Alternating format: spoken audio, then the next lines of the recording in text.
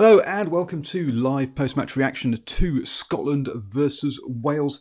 It finished 11-18 in the end, and boy was it a absolute cracker. Now, not a cracker in the scoring sense because, as I say, it's only 11-15, but the defensive effort was massive, especially in that second half. Hi, I'm Paul, the guy behind DrivingMaul. Your best place for your predictions and opinion, and your best place for a rugby laugh is Squid Rugby. How are you doing, sir?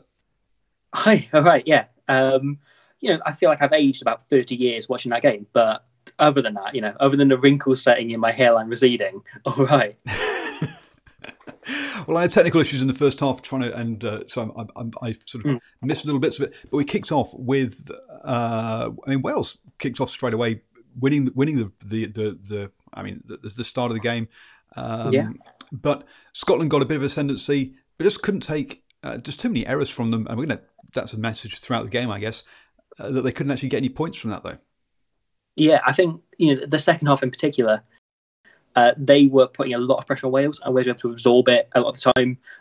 It was almost too close for comfort, an awful lot. And especially the one try they did score through Darcy Graham was very, very well taken. And that was a really lovely move.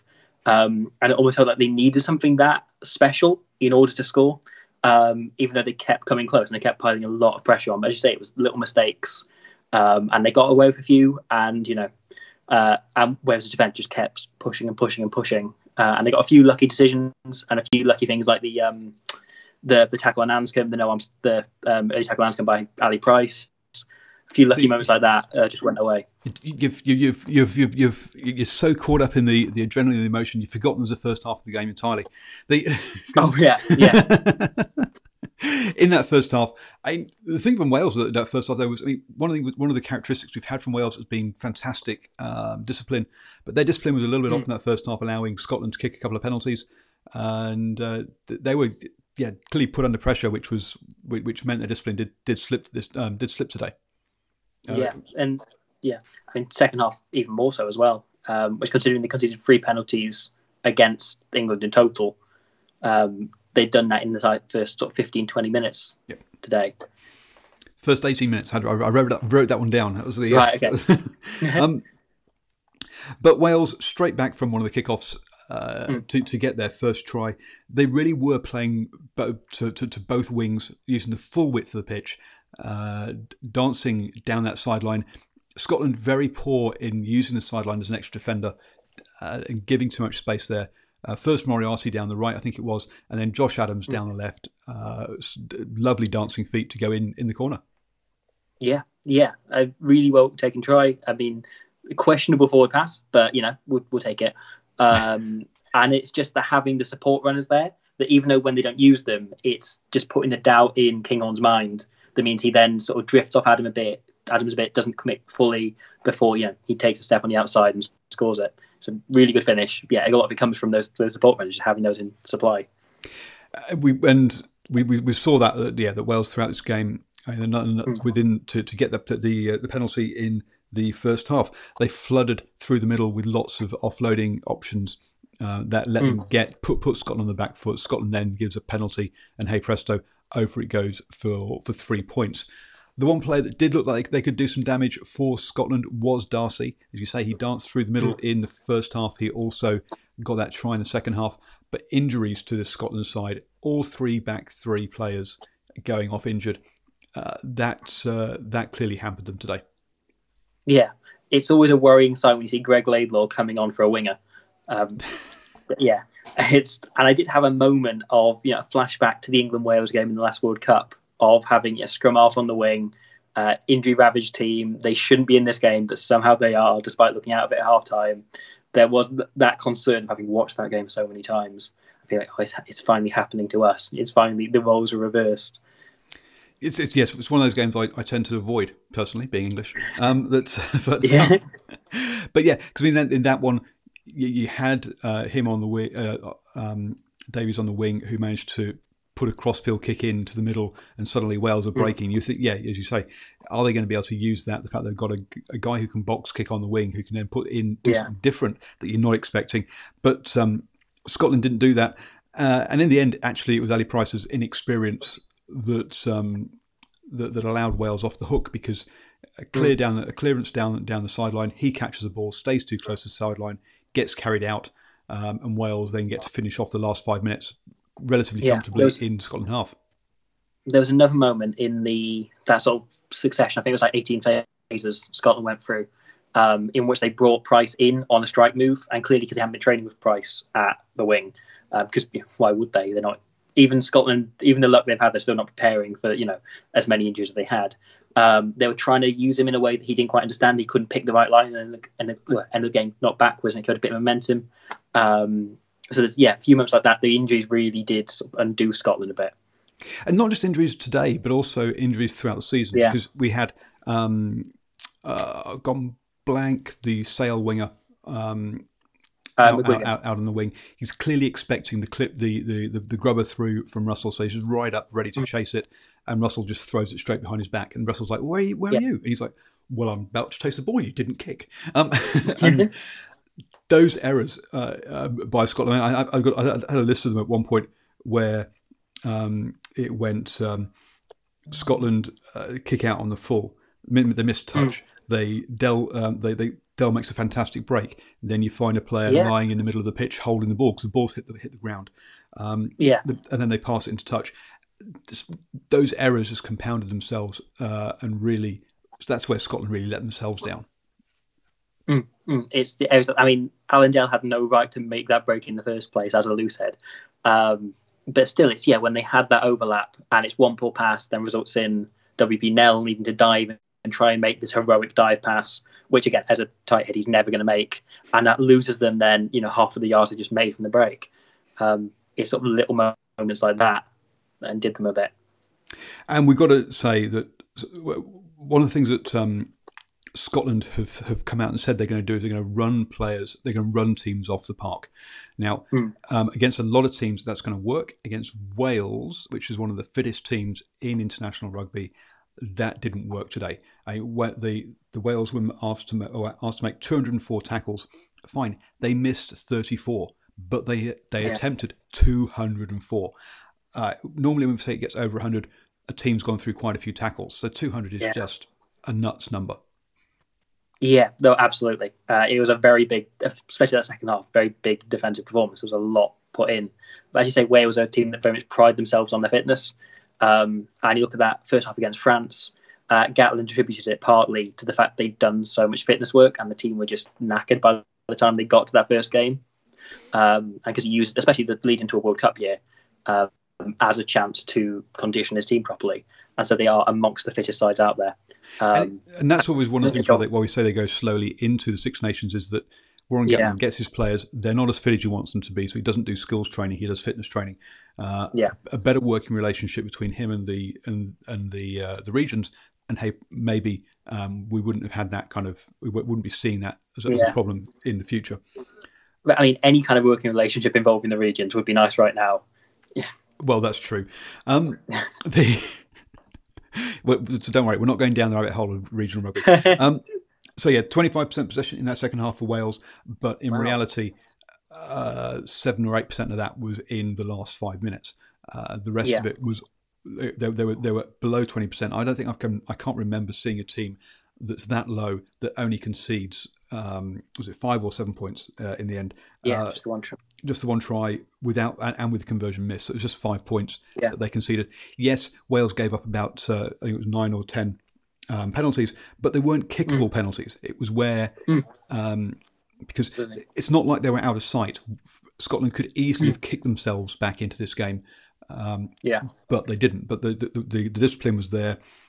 I thought after that Darcy break in the first half that Wales might have an inside area problem, but they sorted that out. Yeah, I've seen people on social media complaining about Hadley Parkes, but hey, he showed them today. I thought he was very, very good. Yeah, I think probably just on balance of it, deserving man of the match. He's been slightly ropey for the Scarlets, but just because we're used to him being the guy that always makes the right decisions, that's kind of his thing, is that he's just very, very solid. And the fact that, if he's making one mistake a game, that suddenly feels like, wait a minute, that's 100% increase in error rate. And so, but today he, the lead up to the Jonathan Davis try, he picked 2 really good angles that got Wales going forward, really, really nicely. And I think Scotland actually, by dropping Sam Johnson, lost something of that, which I'm a big fan of Johnson. I think he's played very well in the opening 3 games. And they lost that by not having someone who can pick those lines and do as Hadley Parkes does, of just sort of whenever someone else makes a mistake, he's there to clear up a bit. And Scotland, again, when they made a handful of mistakes, they often found themselves losing more ground than they had to, because they didn't have a Johnson figure, and so they had sort of Pete Horne, who often overplays a bit. There was a moment where Scotland had an overlap in the last sort of 15 minutes. And Horne tried to dummy and go himself because that's what he does. I'm still the one against Fiji still gets to me. I'm still sort of clouded in my mind by him not giving that pass. But yeah, Hadley Parkes was very good, to answer your question. Yeah, I think he's definitely a few doubters there. I think he's answered with that performance. 15 tackles in the day. Tipuric and Navidi, 24 and 23 tackles. And Navidi, another guy who's come through. People have said, good club player, perhaps not a international, but another guy who's come through. Is he first choice? No, he's not, and don't think he's ever going to be. But he's definitely a very good wider international squad player. Definitely. And Wales have now got so many of them, and it's something Gatland's been very much focused on, is dropping as many players in as possible. And so you had someone like Aaron Wainwright, who, this time last year, very few people were looking at as a potential international. I remember saying it to my brother around this time, that maybe in a couple of years' time he could be good enough. And he was quite like, no chance, and that was sort of the narrative. He was like going to be a solid club player, maybe. And actually, he's really stepped up, and he was very good in the last 10 minutes. And Wales keep finding these players down the back of the sofa. And there's guys like Ollie Griffiths has 1 cap. And yet, if he was English, he'd be making...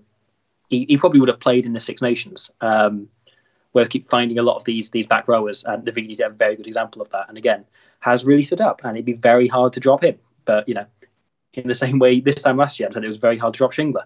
And yet, through injury, he may not make the World Cup squad now, when he's fit again. Yep, there's going to be question marks around Gareth Hampson's kicking.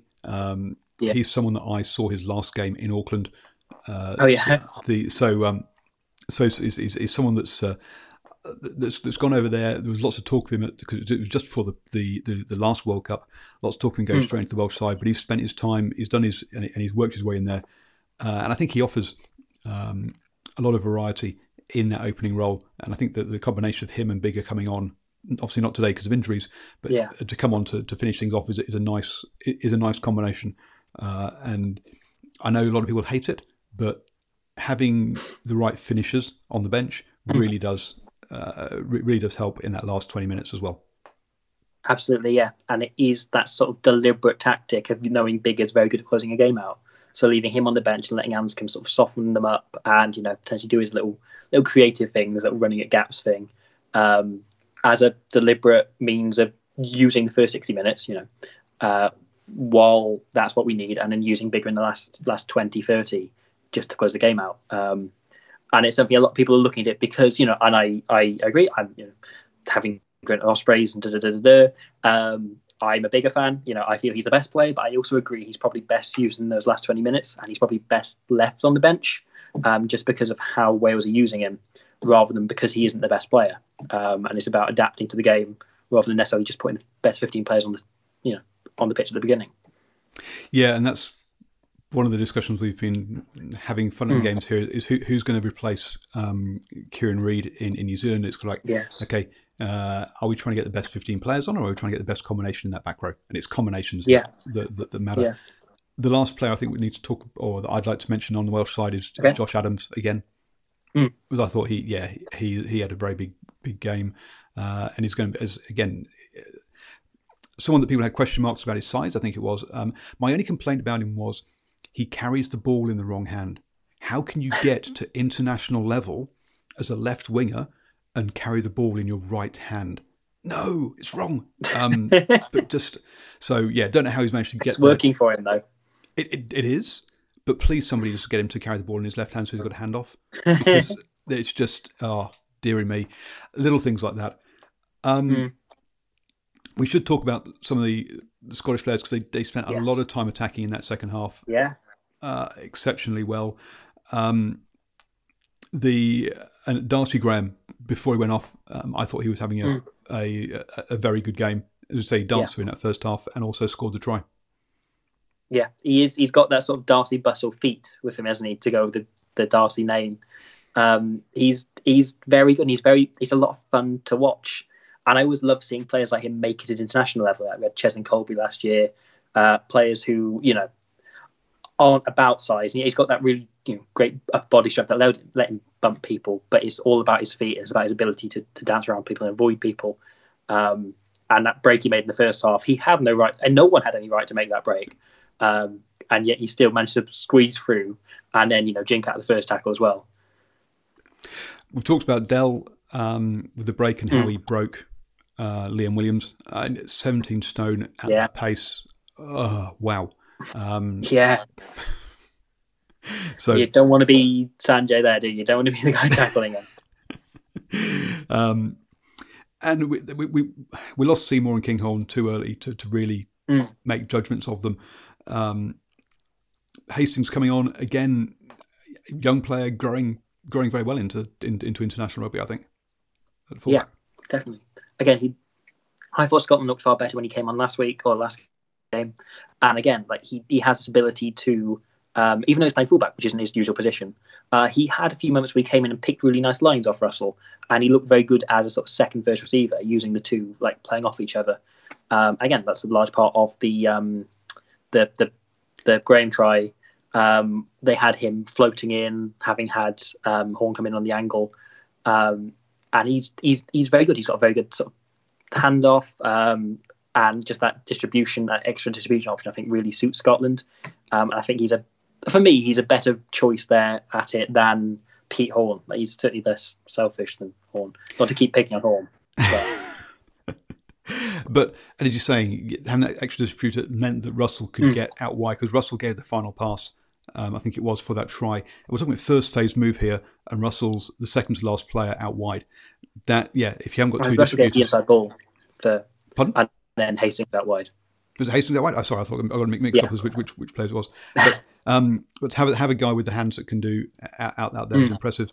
Hamish Watson. Yes. How does he? And especially he's played one game of rugby in the last 4 months. And then he comes in, and and that was against Treviso, and he comes back in and is instantly just bumping off everyone. And there's a few times you're like, oh, well done, they've really stopped him there. And somehow he just sort of wiggles through. Everyone just like propels off him, like like pinball bumpers, just knocked away. He's a remarkable creature, and I don't quite understand him. So how many tackles do you think he broke today? Too many. Clearly. Let's say 9. 10. 10 for like 20 odd minutes as well. The next best player in Scotland were Darcy Graham and Grieg, who broke 4 tackles each, and he broke 10, as you say, in 20 minutes. Yeah, which is just phenomenal. He's not that big a player, but the fact that people just can't put him down is amazing. Because of the size of him, isn't he? He's like one of those sort of those boxes that flat pack furniture come in. It's like you can't pick them up, you can't tackle them. He just sort of smashes into you. You think he's and you can't quite wrap your arms around it because he's completely the same size all the way down. You're probably too young to remember He-Man, but I remember He-Man. I'm Ram Man from He-Man. If he can add an offload or a passing game, then I think he'll be extremely dangerous, because once he's attracted those defenders, he needs to get the ball away for other players to then create the gaps. Unfortunately, I don't think he's quite got that in his game, which is perhaps what's missing. He does have a very good jackling game. Like, he's very good over the ball as well, though. So I almost feel like the bumpy and the fact that he was the most dangerous player for Scotland in the last 20 minutes when they were attacking, that's almost a bonus, because he is so useful at the breakdown, especially when they've got both him and Barkley. And Richie as well, who's been excellent, other than obviously picked up an injury today, but because he's Scottish and everyone on that Scottish team has to get injured at some point. Yes, and from an England point of view, yes, I'm quite happy that I think they're going to have a good weekend next weekend, because Scotland aren't going to have any players to play. Looking forwards, though, obviously this sets up Wales fantastically for next weekend for the to host Ireland for the Grand Slam. Yeah. And looking forward into the latter part of the year in the Rugby World Cup, the amount of confidence that they've got now with this, we don't know how to lose, is carrying them fantastically. Yeah, definitely. And I think it's something that's been building slowly. As you look at that tour in Argentina and South Africa last year, and they were weirdly competent for a Welsh team in the way Welsh teams normally, they'll play some nice rugby, but then they'll panic a bit. And they just looked very composed in those 3 games. And I had a sort of slight, change. And then in the autumn, again, very composed, went about the wins very nicely, like the Australia game in particular, where they overcame that sort of bogey thing. And the Six Nations, they've just carried on. I've seen a few people saying, they haven't really played well in any of the 4 games, but they've won them and they've been very calm throughout all of them. And they haven't really, other than the first 20 minutes in France, but the moment they came back into that game, you felt they're going to win this. And, it feels awful to say it, and I feel like I'm jinxing it, but they're very calm, they're very composed, and they go about their game plan very calmly in that way that 2003 England team did, of just being very, we know the plan works, so let's stick to it. Let's not panic. Let's not try and do anything extra. Let's just do that. And Wales have that about them. And that summer tour was pretty much under the radar because, yes, it was over the Americas, which, and they also had he also rested and built his squad there, so that all worked very well. For Scotland, looking forwards, one of the things a lot of people have been saying, we'll use the Six Nations to judge how the Rugby World Cup will go. No, having looked back in history, I don't think there's a big correlation between the two. Scotland have had bad Six Nations before and gone on to have good Rugby World Cups. And I think I saw someone do a 32-man squad of injured Scottish or players who have been injured during the Six Nations. Is that all? Only 32? So I thought it was 32 today injured. It was kind of nuts today. And also Wales, we had. Beard came on in the first half and rotation on. We had like 3 or 4. Both sides had 3 or 4 injury replacements for HIA. Liam Williams was a big loss. Like that made a difference. I felt losing Liam Williams there. So I think Scotland still could go very well at the Rugby World Cup. I wouldn't count them out. I wouldn't be using this Six Nations and the fact that they'll probably come out of it with just one win as a sign that they're going to fail later in the year. And I think they've shown enough potential. Like they ran Ireland reasonably close to say the scoreline. Perhaps they wasn't losing bonus point range, and the Wales game ended up at 7 points. But they've had points in both those games where they looked like they could win it, and they had points in France where they looked like they could take them apart. And it's just been like the final cog hasn't clicked like once, or it's clicked once or twice out of maybe 40 opportunities. And you feel like it's almost the odd bounce of a ball here and there that could make the difference, and it's just tiny bits of confidence. As I said, I think that Wales do of just being very assured in themselves, and Scotland aren't, and they do panic a bit when they get into 22 sometimes, and they do try too hard occasionally. And it almost feels like it could take maybe 2 notable wins. So like the England game last year, and then maybe if they'd followed that up with a game where they won something they expected to well. It almost feels like that could be what Scotland needs to kick on, because they're a good enough team. They're just not quite confident enough, and they're not assured enough. They don't quite have that winning knack that Wales had developed in the past. England had under Eddie Jones, that the All Blacks, whatever. Ireland last year have been known for having the best teams have. Yep. Now, I've kept you way too long. We've got England, Italy coming up. So why don't you let people, everyone knows your channel already, but go on, sales pitch, please. So I'm into Squid Rugby, which is a YouTube channel in which I try to do hopefully entertaining, hopefully funny sort of analysis of rugby matches and of teams, players, etc. So on YouTube, Squid Rugby. If you want to have a look at it, please do. If you don't want to, that's fine. That's fine. No, it's not. Go look at it. Go check it out. Thank you very much. And don't forget, up there on the recording is going to be how to subscribe to my channel. Down there is going to be where my Patreon link is to help me bring you this free content. And also there's exclusive stuff for you. And over there, the YouTube Artificial Intelligence say they're fantastic videos you'll enjoy. So go and click on those. Fantastic. Thank you for having me. Oh, thank you very much. And